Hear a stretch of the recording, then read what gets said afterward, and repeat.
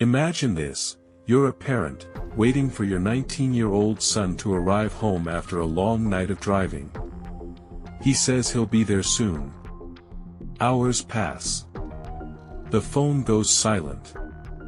The sun rises, and instead of your son, the police arrive at your door, with news that his car was found wrecked and abandoned on a remote road. But Bryce is nowhere to be found. This is the haunting real-life mystery of Bryce Laspisa, a young college student with his whole life ahead of him who vanished without a trace in 2013. This case is not only chilling, it's confusing, frustrating, and deeply unsettling. Let's unravel this baffling story together.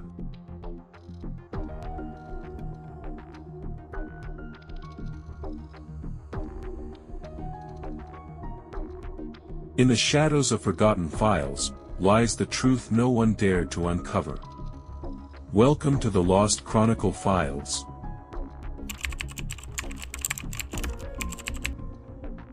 Bryce David Laspisa was born on April 30, 1994. He was an only child and grew up in Illinois before his family relocated to Laguna Niguel, California. Described as artistic, intelligent, and charismatic, Bryce seemed like any other ambitious teen ready to conquer the world. In 2013, Bryce was entering his sophomore year at Sierra College, near Sacramento. He was majoring in graphic and industrial design. His friends described him as upbeat, kind, and social. He had a girlfriend, a close-knit circle, and was on track academically. But behind the smiles and surface-level normalcy, something was brewing, something no one could quite pinpoint.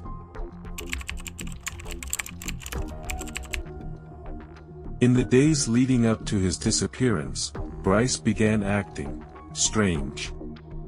His girlfriend, Kim, noticed he had become emotionally distant and was drinking heavily, often staying up all night playing video games and consuming alcohol and possibly the ADHD drug Vyvanse, though this was never officially confirmed. On August 27, Bryce texted Kim saying, "You're better off without me." Alarmed, she tried to get him to stay with her that night, but he insisted on leaving. Bryce then called his mother, Karen Laspisa, and said he had a lot to talk about, but never elaborated. He left his college apartment in Rockland and began what should have been a 7-hour drive south to his parents' home in Laguna Niguel. What followed next was a series of bizarre delays, unexplained decisions, and eerie silences.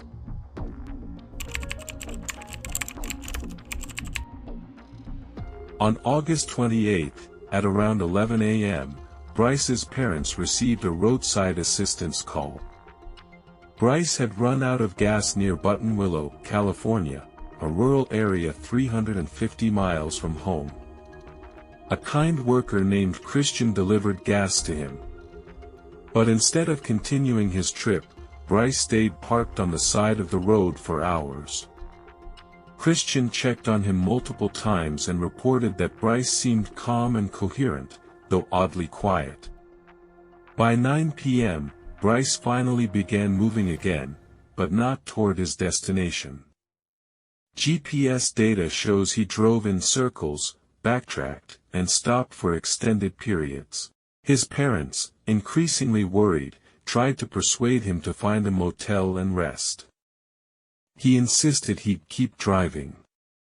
At 2 a.m. on August 30th, Bryce called his mother one last time. He told her he was too tired to drive and would pull over and sleep. That was the last time anyone ever heard from him.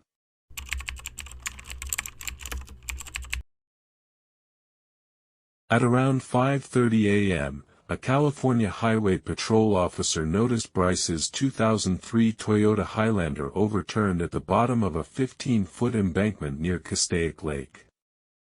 Inside the car, Bryce's phone, wallet, laptop, and keys. The back window had been shattered, possibly from the inside, and some blood was found on the headrest, but not enough to indicate a serious injury. Authorities believed he survived the crash. But there were no footprints. No blood trail. No witnesses. It was as if Bryce had vanished into thin air.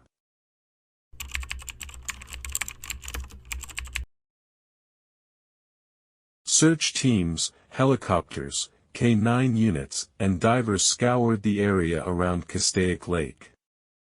But nothing was found, not a shoe, not a piece of clothing, not a clue. So what happened to Bryce Laspisa?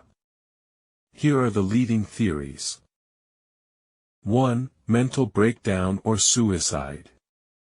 Some believe Bryce had a psychological episode, possibly triggered by drugs, stress, or an undiagnosed mental illness. His erratic behavior, cryptic messages, and sudden detachment all point to inner turmoil. But no body was ever found. 2. Voluntary disappearance. Could Bryce have faked his own disappearance and walked away to start a new life? With no money, no ID, and no survival training, this seems unlikely, but not impossible. Stranger things have happened. Yet, more than a decade later, there's been no credible sighting of him anywhere. 3. Foul play. Though there's no immediate evidence of it, could someone have picked him up after the crash and harmed him? The area near the lake is remote, but not inaccessible. It's not entirely out of the question. 4. Something else entirely. Some theorists even dive into paranormal or supernatural territory, although there's no real evidence to support this. It simply reflects the sheer strangeness of the case. As of today, Bryce Laspisa remains missing. His parents have never given up hope. They continue to run a Facebook page dedicated to finding him. Every year, new tip lines reopen, and every year, his name resurfaces in true crime communities and forums. But no solid lead has ever emerged. One of the most unsettling aspects of this case is how close he was to home. Just 90 minutes more, and he would have been in his parents' arms. Instead, we're left with a wrecked SUV, a trail gone cold, and 1,000 unanswered questions. What happened to Bryce Laspisa? Did he walk away from his life? Was he suffering from something we never saw coming? Or is there someone out there who knows more than they're letting on? The truth may be hidden in the hills of Castaic Lake, or perhaps in the silence that followed his final phone call. Let us know your thoughts in the comments below. Do you have a theory? Share it, we read them all. And if you found this story gripping, like, subscribe, and hit the bell for more deep dives into the world's most chilling mysteries. Until next time, stay curious and stay safe.